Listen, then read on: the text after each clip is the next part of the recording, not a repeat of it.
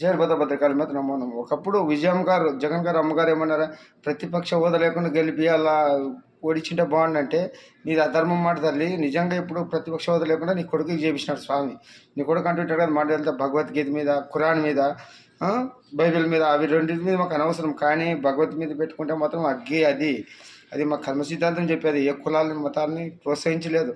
మనిషి అనేవాడు కులాలని మతాలను అన్నింటినీ సృష్టించాడు. వీడు చేసే పనులకి కులాలు మతాలు చిచ్చులు పెట్టుకొని నాశనం అవుతున్నారు మానవ జాతి. ఈర్ష్య దేశాలతో వాళ్ళ పదవుల కోసం, రాజకీయాల కోసం ఇవన్నీ మనకి చేసి చూపించినాడు. ఇప్పుడు జగన్తో అంతం. ఇంకా జగన్ గారికి ఈ రాజకీయ పదవి ఇంకా జీవితంలో రాదన్నది. ఎందుకంటే మీకు ముందుకు అర్థమవుతుంది. ఇంకా రాజకీయమే లేకుండా చేస్తున్నాడు మా నాయన. ఇంకా పవన్ కళ్యాణ్ అందరూ ఇప్పుడు రాజకీయాలు ఏముండున్నాడు ముందుకు మీకు అర్థమవుతుంది. మా నాయన వచ్చి పాలిస్తాడు. భారతదేశాన్ని ఐఏఎస్ ఐపీఎస్లు ఎట్లా పాలిస్తాడు. ఈ రాజకీయాల నుంచి కులాలు మతాలు, రౌడీజం, గుండాయిజం, మన పదవులు రాకుండా వాళ్ళ కార్యకర్తలు కొట్లాటలు ఇవన్నీ చూస్తున్నాం. ఈ రాజకీయాలకే మన బడ్జెట్లో సగం పోతుంది.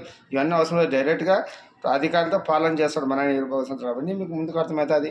తర్వాత చెల్లి రూపంలోనే రివర్స్ జగన్ బాణము రివర్స్ ఎట్లా కూర్చున్నట్టు చూసినాం కదా. వీరభద్ర అనుకుంటే అట్లా ఉంటుంది. ఇప్పుడు విజయసాయి రెడ్డి ఎట్లా మాట్లాడుతున్నాడు చూసినాం కదా. మన ఆయన అనుకుంటే ఇట్లా ఉంటుందిరా. మీ తప్పులు మీరే వేసుకుంటారు బయటికి. మా నాయన ఆట ఇది. ఎంత మా నాయన స్క్రిప్ట్ వీరభద్ర ఉంది. జయ వీరభద్ర.